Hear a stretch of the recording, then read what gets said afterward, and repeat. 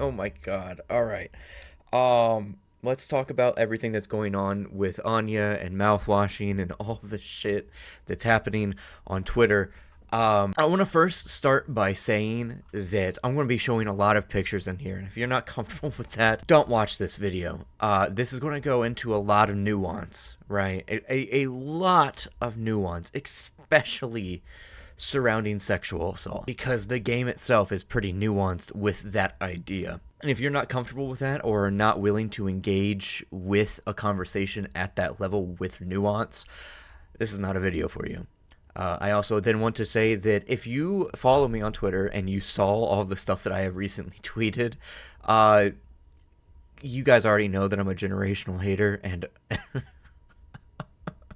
I like shitting on people, but I also want to say that I cannot express all of my opinions as I want to on a place like Twitter due to character limit. I had to, a lot of my tweets, I actually had to shorten and like put through like Grammarly and be like, shorten this please, because I'm not paying for blue check mark to be able to spout as much as I want, and two, it serves no purpose because they're not going to fucking read it anyway. Let's get into it overall.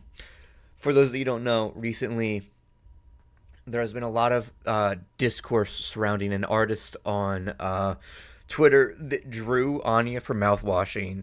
And if you've watched my channel, you know of my thoughts about mouthwashing and how I fucking love the game and how it portrays trauma and victims and showing and caring for victims and how you must empathize with victims and so on.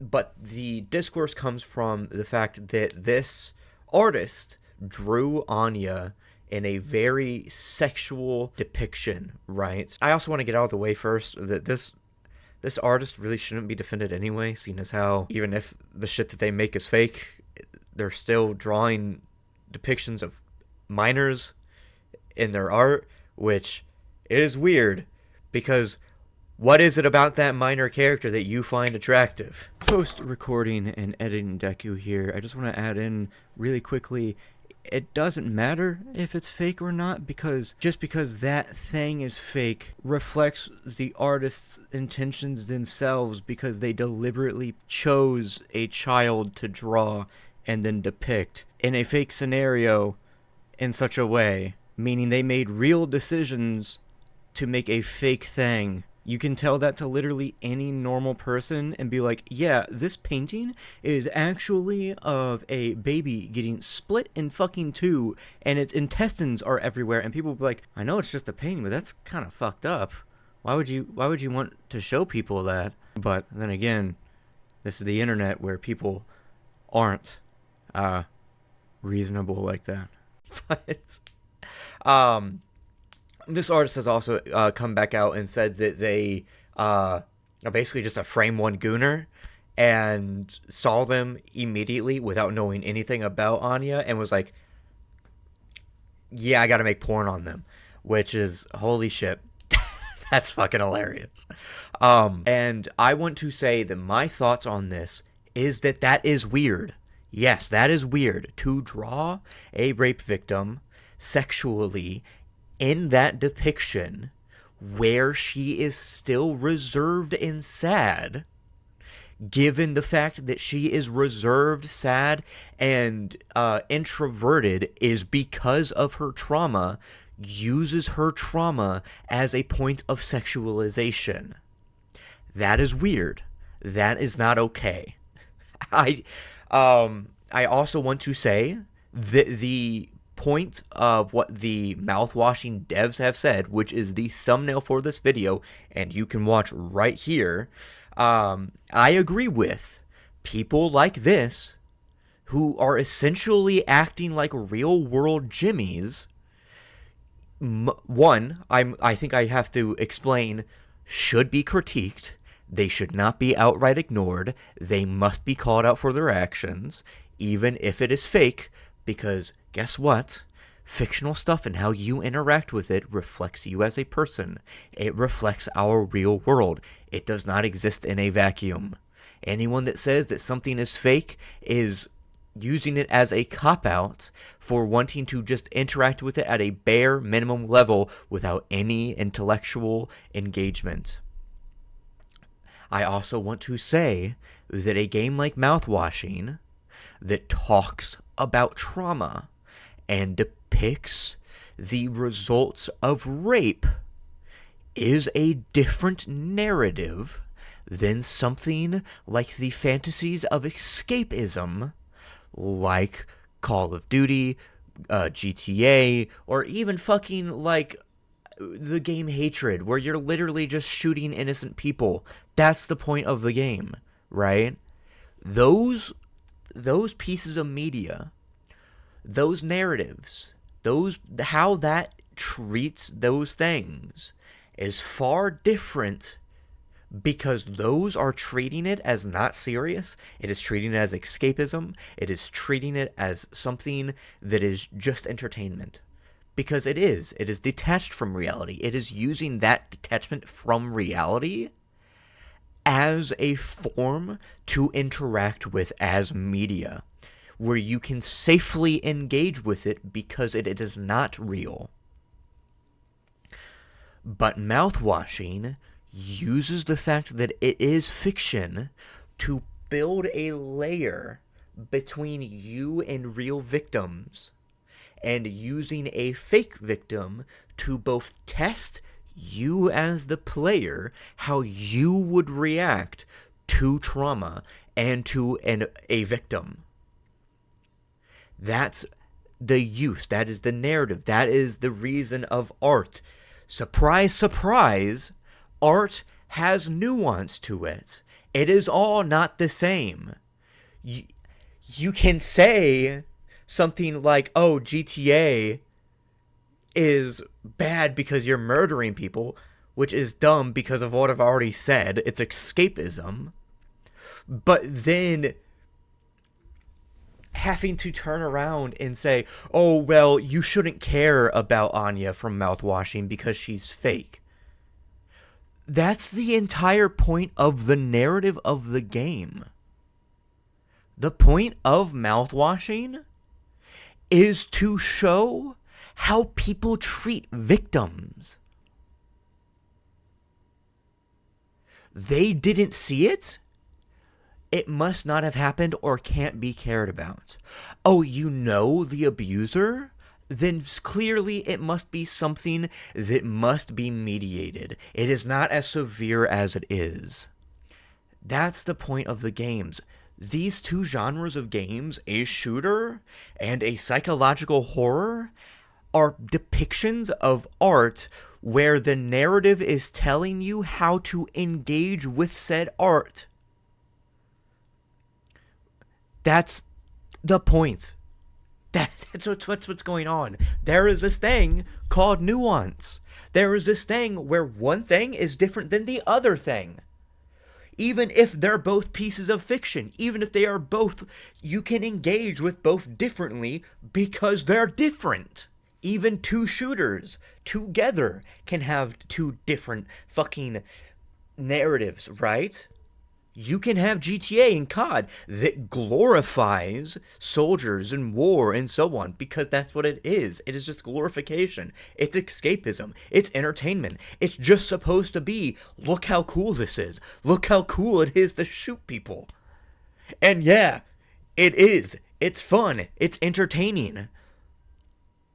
But then there can be games like Spec Ops: The Line that shows the trauma of war, shows the narrative of war and the consequences of death, and actually what happens when you shoot people and so on.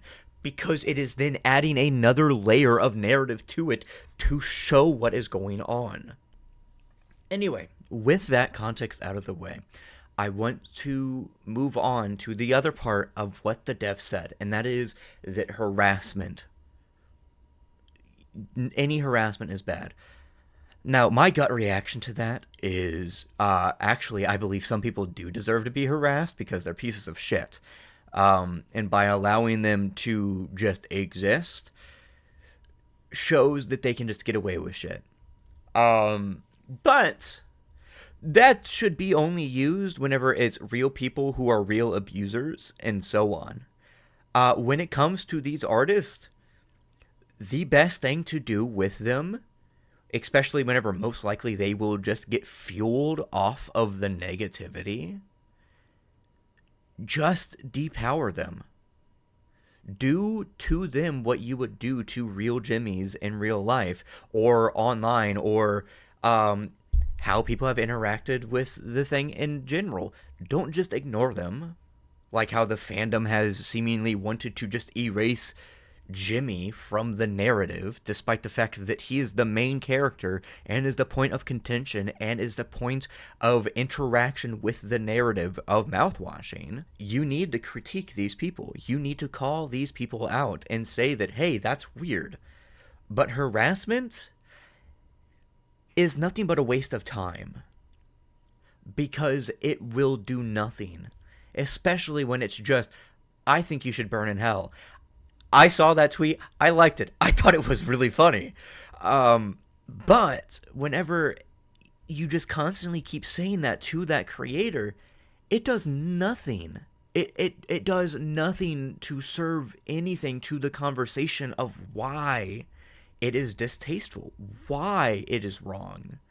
That's why I believe and agree with the creators that blocking these people, on top of just ignoring and not engaging with them, helps, because we can then come together as the community and actually rally behind the real narrative of the story. The narrative of saying that we need to care about assault victims. We need to address real world abusers and how we treat them, and that they should not just get away. They should not just be allowed to wander free and just hoping they don't do it again. That's why I say critique them and then also call them out for it and then block them, because beyond that there is nothing else to be done because of the layer of the internet, and nothing else really should be done, because if you do harass them, if you do become aggressive with them, oh, well, you're not face to face with them. To them, they can just ignore that consequence. They can just block you back. So that means that your words were wasted. And I say all of this to say that as a community, people that interact with mouthwashing need to have nuance. They need to understand that with a game that literally depicts how everything is not just black and white, but also isn't just gray as well, that there are other options that can be addressed because of the nuance in those areas, as well as the absolutes, that you are able to depict Anya sexually. That is a thing that can be done. It is a matter of how it is done that is regarded with it. Showing her as in a sexual way, where she is sad, reserved, and is introverted and scared, does nothing but use her trauma as a point of allure. It uses her trauma and only defines her by her trauma, and thus sexualizing her from it, which does nothing at all. Right? It sends a bad message. Even if it's fake, the art itself sends a bad message if you look at it deeper than just, oh, that's hot, right? So on the flip side of that, what is a healthy way of it? Okay, I've seen a lot of art from the mouthwashing fandom recently.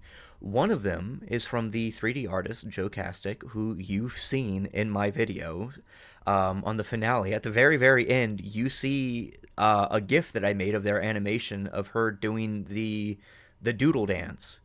That artist has shown Anya expressing herself and feeling good about her body. If you've seen the one where I'll probably put up a GIF or a video here, where she is admiring herself, that is a healthy way of, one, she is like looking at herself. She's looking herself over. She is, I don't want to say just directly sexualizing herself, but she is proud of herself. That is a healthy depiction of one's sexuality and sexualness. The other is just by the fact that she is a woman with one, that's it, right? The fact that she is a woman, she's allowed to express herself sexually. Just because women are often the faces of trauma or sexual assault does not mean that, one, victims are not allowed to express themselves sexually, and two, cannot do that at all. That is a very purist and Puritan way of looking at things. So whenever you see art where, she's depicted with a big chest because Anya is a larger chested woman as depicted, as I talked about in the fucking game itself, which plays into the narrative of everything overall, that is fine, because that is just how she is. That is how she exists, right? Are things like breasts a sex organ? Yes, but covered up intentionally and inherently are not sexual. They are just an organ. It is a matter of display. It is a matter of how the person themselves treats them, if they become sexual or not. And that then goes on to the final stage of where it is explicit material. As long as you play it fair and all of the characters are sexualized, which, oh my god, I have seen quite a few. Good lord, do people have a thing for Curly and Daisuke? But if you portray it healthily through the fact that she is not defined by her trauma, that she can experience sexual experiences after having moved on and healed from that trauma, as many SA victims, myself included, you can experience sexual experience again healthily, and then that can also then be portrayed through art. And yes, there is also obviously the idea that there is a bias towards the fact that she's the only woman and that she's the only person being sexualized. And it just ignores everything else. It doesn't try and just use her trauma as a lure or anything like that. It is just literally, that's the girl, make porn of her. Obviously, that sends a bad message for women everywhere, right? That your only existence is to be something that can be sexualized. So, yeah. So, to end this all off, after covering all of my thoughts and all of the nuances to this topic, I want to say, again, overall, Anya, as a victim, being defined by her victimhood, being sexualized, is weird. That is not a cool thing to do. Fiction does not matter. It does not matter if it's real or if it's fake. You engage with fiction because it is a reflection of our reality. Your failure to engage with fiction on a deeper level reflects that you probably can't or won't engage with reality in any meaningful way. No matter what you say. You can say that, oh, well, I would care about a real SA victim because they're real. You can say that all you want, but your actions and the way that you then go and defend the former, the very first topic, shows that maybe whenever people are like, hey, doing this to a rape victim might be weird, and then your immediate response is screaming and rambling and just yapping, tells those people, because that is your first response instead of intellectually engaging and saying, oh, well, maybe, blah, blah, blah, blah, blah, instead of just being dismissive and so on, shows that, or paints the picture rather, you might not care about victims in reality. You do, hopefully you do, but that's not the picture you portray yourself as. You define yourself. Your actions define you, and you control your actions. How you interact with media defines you. And no, this doesn't just mean, oh, well, if you play GTA, that means you like killing people. No. That is, again, a surface level reading. Because that is just the surface reading. But if you look into someone who uses things like violent video games as a way of expressing their hatred to, say, minority groups, because they then go and kill and fantasize about killing people because they can't do it in real life, that scenario that people actually have, that's the bad thing. That's the reflection of them engaging with media.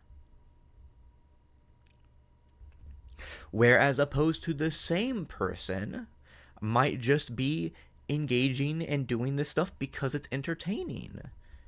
That's how deep their interaction with that media goes. And the only reflection of that is that they like video games and they like the smooth mechanics. They think it's entertaining and it makes them feel good. And it entertains them. Wow. 2 different ways. 2 same games interacted with differently and thus reflecting them differently. That's the nuance. Final thought? That's about it. You can engage with people, critique them, call them out on their actions, while also understanding other situations, such as other artists doing similar things but in a different way. Rape victims, are allowed to express themselves. To say that they are not allowed to does nothing but rip their own autonomy away from them through your actions, just like their abuser did by ripping away their autonomy. You are doing exactly what they did, just on the flip side. I think that's about it. I think I've covered all my thoughts. I'll definitely be able to give longer explanations if I miss something. I got autism and ADHD in the brain. I forget things in the moment a lot. But yeah, fuck real world jimmies. Fuck online jimmies. Guess what happens to you? You get depowered and deplatformed. You're not even worth being harassed over. Yeah. I have a Patreon down below. You can go support me. It's free. There's also paid memberships. There's also CashApp. And then like, comment, subscribe, all that other stuff. Support real victims. Care about real victims. And don't be afraid to show empathy just because something is fictional. I'll see you guys next time. Bye-bye.